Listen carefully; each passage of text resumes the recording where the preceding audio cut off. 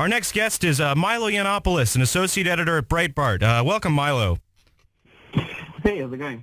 Doing very well. So you've been doing Yemen's work, reporting on Gamergate. Now, so for readers who don't really know what that is, can you give us a rundown?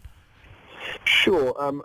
Basically the situation is the culture wars we're all familiar with, which have been raging in movies and literature and comic books and fantasy, all the rest of it, where you have these very predictable sides, the sort of bloggers and feminists and coastal trendy journalists versus ordinary fans who don't want feminist critiques and accusations of misogyny and bigotry and transphobia and all that other kind of stuff.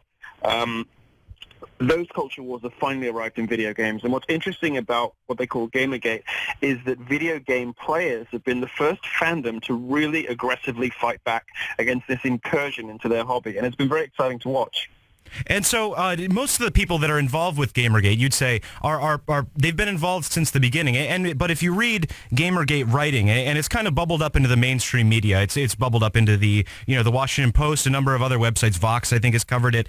And for them, it's just a matter of policing identity politics, pieties. So what's your impression of how the media has been covering it?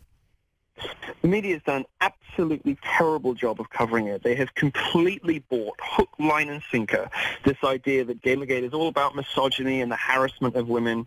They have accepted the idea that this is about a huge band of gamers all kind of descending on these poor, innocent female developers to drive women out of gaming because gamers are supposedly so misogynistic. What they don't realize is that these are very highly organized, highly educated, well-resourced, professional feminist agitators and activists. And the bloggers and journalists at places like Gawker and Vox and Mike and places like that support them and that uncritically repeat their critiques of video games, very well-funded people who deliberately provoke fans into negative reactions and then go and cry foul. Now, so Sorry, go on. So we've gone from one level. We've got the bottom level, the substratum of gamers that are pissed off, and then the second level of journalists that are covering it as a matter of policing identity politics. And this week we actually got another level. We got the mythologization of the Gamergate saga in the form of a Law and Order Special Victims Unit episode, and I watched it. It's there's a great, well, not great. Great isn't the right word. But one of these female game developers who's supposed to be an analog to some of these allegedly oppressed developers that have been the focus of Gamergate, and she gets beat up by some male gamers, and then says to the detective, they just can't stand women in gaming. It's a line it's sort of hard to envision her delivering it with a straight face. Well, the thing about that Law and Order episode, this show is famous for taking scandalous stuff, attention-grabbing stuff in the media and turning it into implausible and difficult-to-watch police drama. But this particular episode was terrible even by that show's standards. And the reason you know that is that even the feminists and bloggers hated it. They absolutely hated this episode. And what they realized, and this is why it is a really exciting turning point, I think, what they realized is that they have been bashing their own hobby and criticizing fans of their own hobby for so long that now it's starting to seep into the mainstream. They are poisoning the sort of mainstream perception of gaming by constantly accusing effectively their fellow travelers of being misogynists and other kinds of bigot, and they really suddenly realized that perhaps they ought to have taken a slightly more delicate route and perhaps shouldn't have branded all gamers as misogynists, because what's happened is this ridiculous and awful clangor of an episode of Law and Order it portrays them as terrorists. It portrays them as terrorists. They're wearing balaclavas. To explain it a bit, they're wearing balaclavas in these videos as they transport this developer. They're holding her hostage, and I guess eventually she does get freed. One or two of these gamers get killed, but they're portrayed as a terrorist group. Which is, just the most absurd thing that you could ever imagine. I've spent 6 months reporting on this. I have spoken to dozens, if not hundreds, of these guys. Most of them are very young. They're not actually particularly politically aware, or at least they weren't until Gamergate. They didn't really care about politics. They don't care about women being around in video games. If they do have unusual reactions to women appearing in online forums, it's mainly because they're not used to talking to women, not because they hate them. And they're totally bewildered that these, in some cases, cases, in some cases, young guys, 17, 18 years old, who are suddenly being called bigots and hateful terrorists by the people who make the games they play. In some cases, although I think most developers know that there's very much two sides to this, but they're also being told that by the media that they read, by the people that they trust to review games. And instead of reading Polygon or reading any of the other Kotaku, any of the other sort of really guilty games press.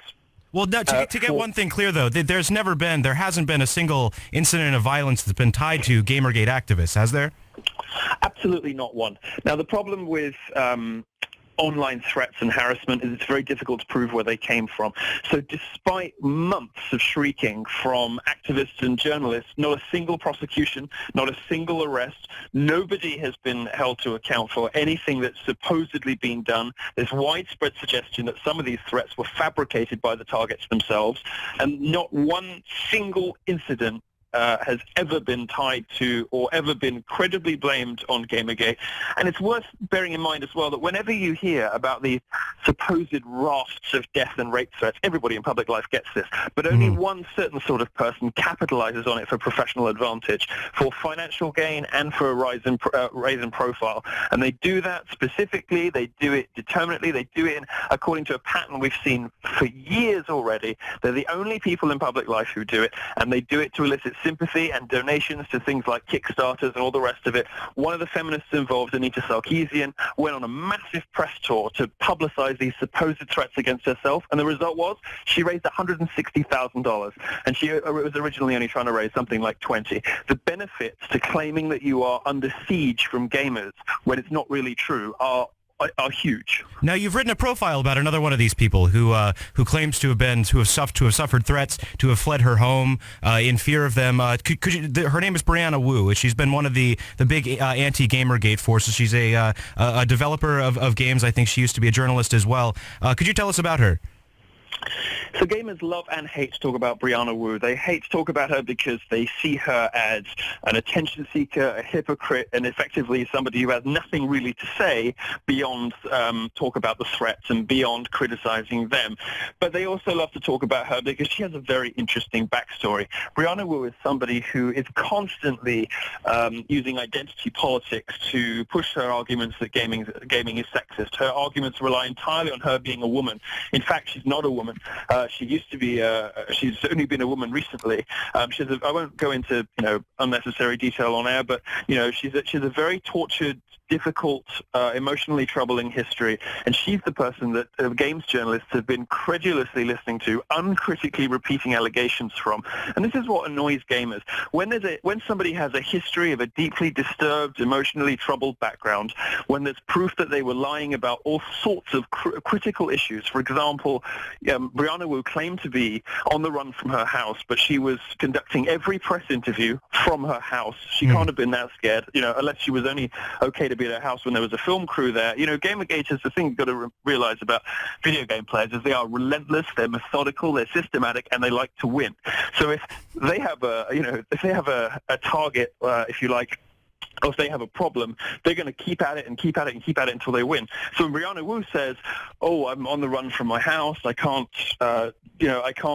I'm too scared to go back home, they will start looking through the press interviews that she does and examining the videos. And what they do is they sort of put this big matrix out and realize that actually she never left home because she's in exactly the same position as she was when she did a press interview 2 weeks ago. And a month ago, she didn't go anywhere. Right. I think I remember when there was this first kind of spate of stories about the evil Gamergaters. Brianna Wu was kind of the number one, and it was, oh my God, what is this new kind of internet movement that's able to force people from their homes, particularly women from their homes? And would you say that's irresponsible on the media's part not to report that she was a trans woman? This is obviously a very fraught subject. Right. Well, I mean, I think it's pertinent because her entire argument rests on her being, and in her own words, a woman. She's always talking about real women. She's always talking about women in gaming. And the fact is that she doesn't speak for other women, and she always setting herself up as a spokesman for women, and calling other people all kinds of bigotry. But when we look back in old forum posts of hers, we see her being transphobic. We see her being being hateful in all sorts of ways. The fact that she's a trans woman is pertinent because she uses identity politics as the basis of her intellectual arguments, such as they are. And there's all kinds of stuff. This is in your profile. You went back on old forum posts of hers at I think a major trans rights forum, and there are major things bashing Christians, bashing Southerners. I want to read the Southerners one because I think it's a little bit funny.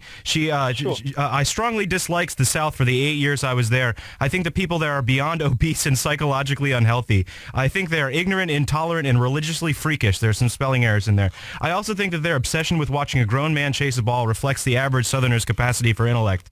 I also think they are willfully ignorant of the fact that they are racist. Southerners, you're all racist. I honestly cannot think of anything that redeems the culture. That's a rather strong view of Southerners. Well, I mean, the thing, as you will find with all of these people, all of these campaigners, the people who preach tolerance are often the least tolerant people around. And when you look into their histories, you find out, and in the case of Zoe Quinn, another one of these feminist developers, she claims to have stabbed someone in the face and not reported it to the police. She has a long, troubled history of substance abuse, depression, lying to all and sundry, cheating on her boyfriends. You know, all of these people have... And Wu skipped out on an interview with you, didn't she? Right. So all of these, she did, yeah. All of these people have incredibly troubled pasts, and I don't bring this stuff up in my reporting to be cruel or to be vindictive. The reason I do it is that Gamergate is about press ethics, and the games press know about this stuff, yet they uncritically report the claims of these people as if they were, professors from MIT whose statements don't need extra fact-checking. But the statements of people like Brianna Wu and Anita Sarkeesian and Zoe Quinn do require extra fact-checking because of who these people are. Well, so let me ask you. Let me push back a little bit. There on your profile of Brianna Wu, there are 2 audio recordings of her male and female voices. Is it possible to talk about her as an authentic trans woman without maybe putting some of these things on display, or is that relevant too? I think that the extent to which Brianna Wu has lied about Gamergaters, has lied about specific people, has victimized and bullied and humiliated people in public, says to me, she occasionally deserves a slice of her own medicine because she has been the most mendacious, vindictive character in this entire saga. I originally wanted, because I'm writing a book on this, right? I originally wanted to dismiss her as much as possible and focus on Zoe Quinn, who the drama started around, and Anita Sarkeesian, who is definitely the most sort of high-profile, and as gamers would see it, the big bad. She's the level boss, Anita Sarkeesian.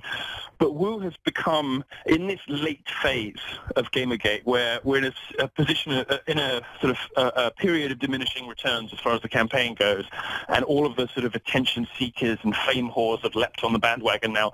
Brianna Wu has become the preeminent, vindictive, mendacious character who will lie, who will misrepresent, who will demonize, and who will humiliate video gamers. And I think it's reasonable to put that same microscope, that same magnifying glass back in the other direction. And not only that, there was a piece in Bustle, which is a popular new millennial site, by Brianna Wu. She's calling for Obama to prosecute the owner of online web forum called 8chan. And this guy actually happens to be disabled. So she's going after someone who's also, I guess part of a victim group. Well, this is a typical example of how vindictive she is. There's a guy who's in a wheelchair, very severely disabled, who runs an image message board. As an example of the sort of, if you were reading it and you didn't know, you'd have to just call it psychosis. That Bustle article, practically every line contains either a gross inaccuracy or an outright lie.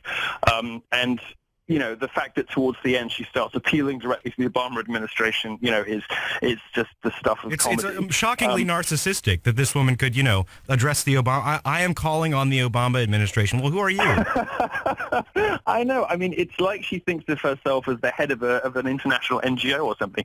And indeed, these people do get this incredibly narcissistic, grandiose sense of self around them because they very quickly acquire the usual band of, oh, you're so brave, oh, you're so pretty, oh, we're so grateful, thank you for putting yourself in the firing line. The usual sort of,